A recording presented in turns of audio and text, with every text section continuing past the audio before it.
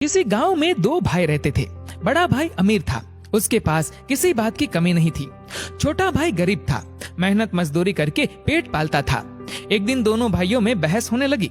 बड़े भाई ने कहा, भले का भला नहीं होता, आज की दुनिया में भले को भीख भी नहीं मिलती, इसलिए दूसरे का चाहे बुरा ही क्यों न हो, अपने भले की बात पहले सोचनी चाहिए। छोटे ने कहा, नहीं भैया, कष्ट औरों को हो, ऐसे में अपना भला कैसे हो सकता है।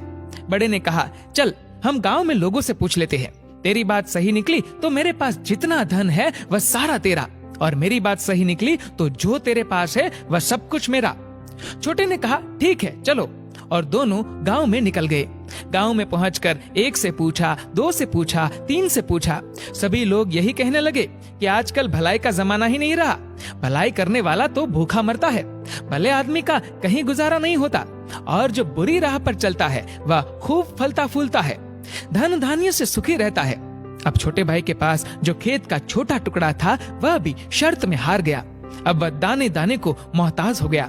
बीवी बच्चे भूखे मरने लगे, खाने को कोई उधार भी नहीं देता था। वह अपने बड़े भाई के पास गया चावल उधार लेने के लिए। सोचा बड़ा भाई है, वह दे देगा। उसने बड़े भाई से कहा, भैया 10 किलो चावल दे दो, घर में अन्न का दाना तक नहीं है, बच्चे भूखे मर रहे हैं। बड़े भाई ने तुरंत कहा, पैसे दे दो और जितना चाहे चावल ले जाओ। छोटे ने कहा, पैसे तो नहीं है। इस पर बड़े भाई ने कहा, तो फिर अपनी एक आंख दे दो। छोटे ने सोचा मजाक कर रहा है, चावल के बदले आंख तो नहीं लेगा। पर बड़े ने चावल के बदले एक आंख निकलवा ली और 10 किलो चावल दे दिए। ये देखकर उसके बीवी बच्चे रोने लगे, तुमने ये क्या कर दिया। थोड़े दिन तो आराम से निकले, फिर अनाज खत्म हो गया। छोटा भाई हार कर फिर बड़े भाई के पास गया। उससे अपने भूख से बिलखते हुए बच्चे नहीं देखे जा रहे थे। बड़े ने फिर कहा, दूसरी आंख दे दो, चावल ले जाओ। छोटे ने दूसरी आंख भी निकलवा दी और चावल ले आया।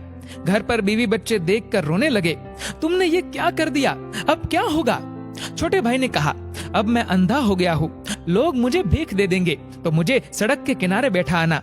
दूसरे दिन से रोज उसकी पत्नी उसे रास्ते पर बैठा आती थी, जिससे उसका रोज का काम चलने लगा। एक दिन उसे बैठे बैठे बहुत देर हो गई। उसकी पत्नी उसे लेने के लिए नहीं आई। उसने बहुत समय तक उसकी राह देखी। फिर जब बहुत रात हो गई तो वह अपने घर की तरफ चल दिया, पर ना दिखने के कारण वह रास्ता भटक गया। आखिर उसने सोचा, अब तो यहीं बैठकर ही रात गुजार लेता हूँ, और आगे चला तो रास्ता भूल जाऊंगा। वह एक पेड़ के नीचे बैठ गया। कुछ समय पश्चात पेड़ से आवाज आने लगी और तभी एक तूफान सा आया। दरअसल ये भूत थे। चारों में से एक उनका सरदार था। भूत बहुत खुराफाती थे। सब एक महीने भर लोगों को सताते थे और महीने में एक दिन इसी पेड़ पर सरदार सबका हिसाब किताब करता था। आज वही हिसाब किताब करने वाला दिन था। सरदार ने पूछा, हाँ भाई, तुम लोगों ने क्या क्या किया, एक एक करके बताओ। पहला भूत बोला, एक गांव में दो भाई थे, भले बुरे का तर्क हुआ, दोनों ने बाजी रखी, छोटा भाई हार गया, मैंने उसे अंधा बनवा दिया। सरदार बोला, बहुत खूब, अब अंधा ही बना रहेगा, वह क्या जाने कि इस पेड़ की तली की औंस लगाने से उसकी आंखें ठीक हो सकती है। दूसरा भूत बोला, मैंने रामनगर जिले के सारे नदी, नाले, झरने, तालाब, कुएं, बावड़ी सब कुछ सुखा दिया है। पानी के लिए हाहाकार मचा हुआ है, कहीं कोष तक पानी नहीं है, सब यूं ही तड़प तड़प कर मर जाएंगे।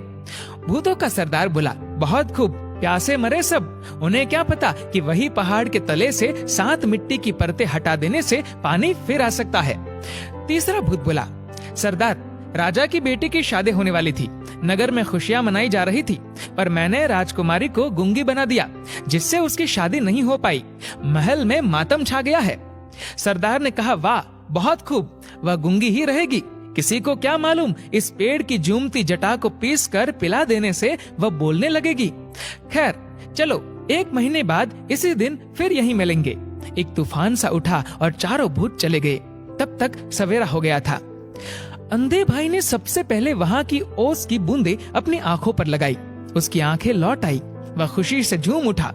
उसने जल्दी से पेड़ की जटा ली और घर लौटा। उसकी आंखें वापस आ जाने से सब बहुत खुश हो गए। उसने सारा किस्सा अपनी पत्नी को सुनाया और घर से निकल गया और सीधे रामनगर पहुंचा। वहां की हालत देखी तो रोने लायक थी। सूख कर धरती फट रही थी, कहीं एक बूंद पानी नहीं था। हाहाकार मचा हुआ था। उसने पहाड़ के नीचे से मिट्टी की 7 परतें निकाली ही थी कि फिर कुएं, तालाब और झीलों में पानी ही पानी हो गया। वहां के राजा ने उसे अपार धन दिया। फिर वह राजा के महल में जा पहुंचा। जाते ही उसने कहा, महाराज, मैंने सुना है कि राजकुमारी गूंगी हो गई है, मैं उन्हें ठीक कर सकता हूँ। उसने झट से पेड़ की जटा को पीसकर राजकुमारी को पिला दिया और राजकुमारी बोलने लगी। राजा बहुत खुश हुआ। राजा ने अशर्फियों से उसकी झोली भर दी, गाड़ी घोड़ा दिया और रहने के लिए एक महल देकर परिवार के साथ यहाँ आकर रहने को कहा। छोटा भाई धन से लदा घर लौटा। उसके परिवार में खुशी की लहर दौड़ गई। बड़े भाई ने देखा कि उसकी आंखें भी आ गई और इतनी दौलत भी। वह ईर्ष्या से जलने लगा। उसने छोटे भाई से माफी मांगी और आग्रह किया कि उसे भी राज बता दे। छोटे भाई को दया आ गई। उसने सारा राज बड़े भाई को बता दिया। बड़ा भाई भी उसी जंगल में गया, उसी पेड़ तले बैठा। फिर वही तूफान आया और भूतों की आवाज आने लगी। लेखा जोखा होने लगा। भूत कहने लगे, जो किया कराया था सब पर पानी फिर गया, जरूर किसी ने अपना भेद सुन लिया। भूत जब पेड़ से उतरे तो बड़े भाई को बैठा पाया। बस फिर क्या था, झट से उसका गला घोट दिया और बड़ा भाई वहीं पर मर गया। मित्रों, कहानी थोड़ी काल्पनिक है, लेकिन इससे हमें शिक्षा मिलती है कि भला करने वाले के साथ बुरा नहीं होता। वह बुरा करने वाले के कर्मों का परिणाम देर सवेर उसके सामने आता जरूर है। मनुष्य को हमेशा संतुष्ट रहना चाहिए। जो ज्यादा लालच करता है उसका हाल बड़े भाई के समान होता है। दोस्तों, इस वीडियो को लेकर आपकी क्या राय है, नीचे कमेंट करके जरूर बताएगा।